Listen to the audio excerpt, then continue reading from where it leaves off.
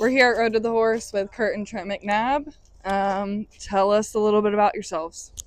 I'm Trent McNabb. I roll around. I day work colts, catch wild cattle for a living. That's kind of what we both do. I guess throw your 2 cents on it. I'm Kurt McNabb, and pretty much cowboy is the best word to describe it. I think not professional rodeo cowboys, but professional cowboys. For sure. Monty Walsh said you can go from Canada to Mexico and back again and get paid to do it, and that's kind of what we do, is roll around wherever we can find a job, rather it be a few days, a few weeks, and as long as it's horseback and has something to do with cows, we're pretty willing to do it. We can build some fence, but we'd really rather not. We can do that at home. So be it catching wild cows or helping brand or sort, wean, whatever it is. So that's kind of what we do. Yeah.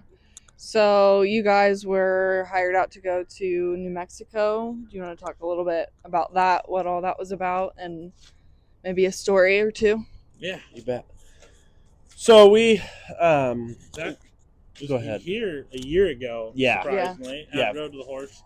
I ran into a guy here in the hallway and got talking with him, and he said that he owned a ranch in New Mexico and had a bunch of cows on it that he couldn't gather, a bunch of wild cows, and said, "Man, I just can't get a crew to come." And I said, "Boy, I happen to know one."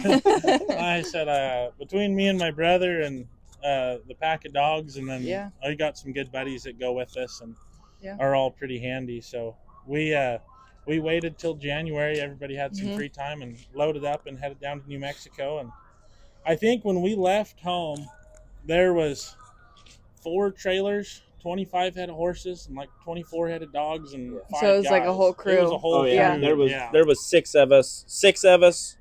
Like you said, 24 horses, and I think there was 21 dogs. Between all 6 of us. But, and lots of ropes, lots of extra tack, because it's so easy. Like, just weird stuff happens and you break something, and it's like, well, if you don't have an extra, you're out. You ain't got nothing. So everything was packed to the brim. Yeah. I have a little single cab Ford pickup that I run around in, and me and one of my buddies were on our way down there, and it was just packed full. And he looks at me and he goes, "Never again." He goes, "Never again are we ever taking the single cab pickup long distance." We're still in the single cab pickup right now.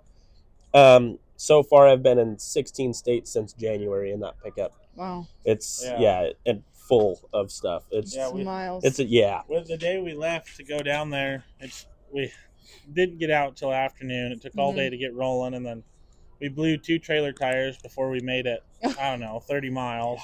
And then about 3 hours later, it started snowing in Wyoming, and it snowed from Wyoming all the way to New Mexico. Yeah, and then in New Mexico. Yeah, in New Mexico. When we got there was like a foot of snow, and so oh gosh, somebody didn't have their pickup in 4-wheel drive when we got there and got stuck. Wonder who that was. No, I didn't get stuck. It was the guy behind me that got stuck. I was fine. And then you got stuck, or no? I never did get stuck. I started to stop and get out and lock his hubs in, and then because of that, the guy behind him got stuck. Yeah, it was a whole ordeal. I came out of it just fine. Yeah. The guy behind me didn't. He's lucky he can go in the snowbank without 4-wheel drive. Stop, put it in 4-wheel drive, and the guy behind him gets stuck. Yeah, it's like, boy, hate to see it. It's talent, is what it is. It's just talent. What can I say? So, like, how many head of cattle was it? Like, how long did it take, or like, how long were you guys there? So we were there 2 weeks in New Mexico, and then we went from New Mexico to West Texas. And the 2 weeks we were in New Mexico, there was, like I said, 6 of us. And I think we caught roughly around 200 head of cows.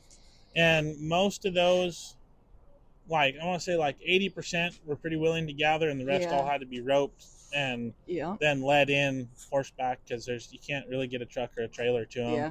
So, and we had plenty of almost disasters and near misses, and he had a mule get hooked pretty good by a cow, and had just a couple of we call them minor injuries if you don't have to go to the hospital. Yeah. So, I had a cotton glove. My mule got horned by this nasty old Coriani cow. She had a great big old horn on her, and she run a horn in her chest, a couple inches. And And my dad said, well, how'd you stop the bleeding? I said, well, I just started shoving dirt in it. He says, well, you're not supposed to do that. I said, you got to clog the blood somehow. And I said, it's just a minor detail. We got it clogged up. She was squirting blood everywhere, and we got it clogged up and shoved a cotton glove in there. Minor in quotations. Yeah. Yeah. That was kind of after that, we started packing a little cotton with us. So Yeah. we'd have something to Probably. with. Your best bet. Yeah, we all had like vet wrap and stuff like that. You know, you could kind of just not good deal with a cut, but not not a hole in one's chest. We didn't really picture that one coming, so we probably bet not. No, you live and you learn on this outfit. But there's lots of big bulls, lots of big cows, wild cows. There was one particular bull that Trent, we were gathering to a set of corrals, and this bull kind of went off in the brush just off from the corrals, and Trent said, oh, he's not going anywhere, we'll get him. And so we get everything in the corrals, and I said, I'll stay at the gate, you know where he is, you go get him. And so him and another guy go to get around him, and they're gone particularly longer than I thought they should have been. And all of a sudden you can hear, it sounds like a herd of elephants coming through, and here goes this bull through the cedars, and there goes Trent. Trent's on a little pony that he'll be in the sale next year, but is that the one pony? Yeah, a little black pony. Yeah. What do you call him? Comanche? Yeah. I can't remember. So many there, I can't keep up. Yeah. Anyways, he's on little pony Comanche, and this bull outweighed Comanche by a lot. Every bit is as tall. The bull is this tall. And so we'll have to insert a picture of Comanche. Yeah. Here. I've got a picture of the bull too. So we'll have to put that in there. Yeah. So I get on my horse and run down there, and you can see where everybody except for me jumped a barbed wire fence about that high. I was wow, you guys are braver than I am. And anyways, we get down there, and sure enough, Trent's got this bull roped on the road, and that sucker, I swear, he outweighed Comanche by like 1,000 pounds. I don't know how he got him. I rolled in on him, and I was like, boy, this is about to get ugly bad. And I was like, I'm going to die today, but I mean, we're here for one job, and I guess we're going to do it. And I rolled in there and got him roped and got him knocked down, and the guy that was with me, he's on a little mule. He didn't really rope that good, and he was on, I mean, like I said, a little mule. Littler than Comanche. Yeah, way little. I was like, possible, but it was 1/4 of this bull is going to outweigh that mule. So it was, I was on my own and had my dogs to help me, and we got it done. But it was just kind of, we got into a lot of luck, some bad luck, but West Texas was more fun. It was more wild. Yeah. More bulls, not quite as big of bulls, but it was way more nastier fun. Bulls with, a foot of horn off either side of their head that were never seen a human. So is this the same deal as New Mexico or different? Same type of deal, different. Different. Okay. Yep. Yeah. We the West Texas deal was, I thought, way more fun than New Mexico. Yeah. We roped way more bulls and which I don't know. I just like roping stuff. So tying stuff down. It was one of those, and like, people don't think about it this way like I do. Like, if you just rope your everyday run-of-the-mill Angus beef cow, it doesn't get boring, but it's not as cool as roping something wild looking, like.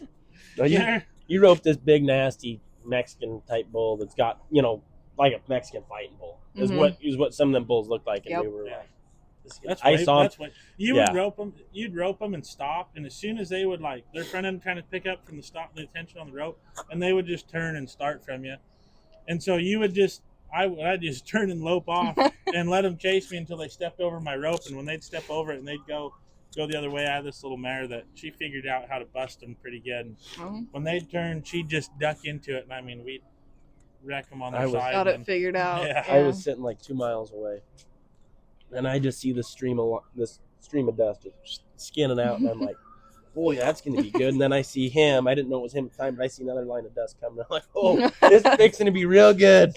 And I mean, if I would have been there, I couldn't have seen it any better. And it was like, I couldn't see who it was, but I knew exactly what happened. You see him build up there. The two dust kind of becomes one.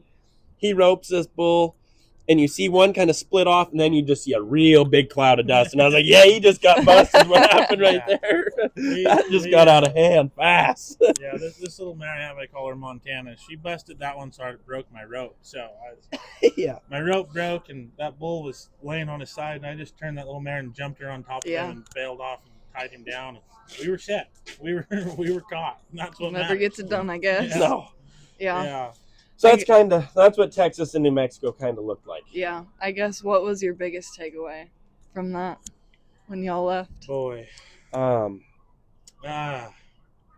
always trust your gut. I got into a bind on a cow. I was leading her out, and my dad was with me, and her head she was supposed to be downhill of me, and her head was downhill of me, but somehow she swung her butt and got uphill at me and was pushing me off of a ledge, and it was fixing to be bad. And my dad told me, he said, get out while you still can. And I mean, I'm tied to her. She's all there. And if I get out and things go bad, my horse is not going to make it out of it. Neither is the cow. And I told him, I said, no, I think we can get out of it. And we got out of it, and I'm sure some of you have seen the video, but I'm rolling out over the top of this hill, and we got it all on video, but I'm rolling out with her, and I said, boy, I'm sure glad I trusted my gut on that. So for me, with everything I do, and especially with that, always, my biggest takeaway is probably always trust your gut and never second guess, when you're like, that's what I'm going to do. Never second guess it. Go straight ahead and nod and ride. Yeah, I guess I would, now that you say that, I would second that. And kind of because I put it together and everybody wanted to have fun and not really be in charge, they kind of dumped it on me and said, well, it was your idea, it was your plan, so it's your kick. And so there was a lot of times that, I being in charge of a big crew of guys like that and having, everything's on your head if it goes wrong or goes right. And so I'd kind of follow with that. If you think you have a good idea of how to run your day or, run your crew, then do it that way and don't, because everybody's got an opinion. They say, well, it's your crew, it's your deal. But then when you get right down to it, they're like, well, what about this or what about this? So I kind of figured, about 4 or 5 days into it, I realized, man, if I just stick with my idea and let's do this time, if I'm going to be in charge of it and trust your gut, and everyone's going to have lots to say about what you're doing, but trust your gut and stick to it, and you'll come out on top as long as you keep trying hard. The worst thing that can happen is it doesn't work. Yeah, just try again. Do it again tomorrow. Try again. I mean, there's always tomorrow. Like my good friend Zach Roth would say, you get what you get and you don't throw a fit. Yep. And that's just kind of how I roll with it. So, yep. Yeah. All right. There you have it. Thanks, guys. You bet. Thank you.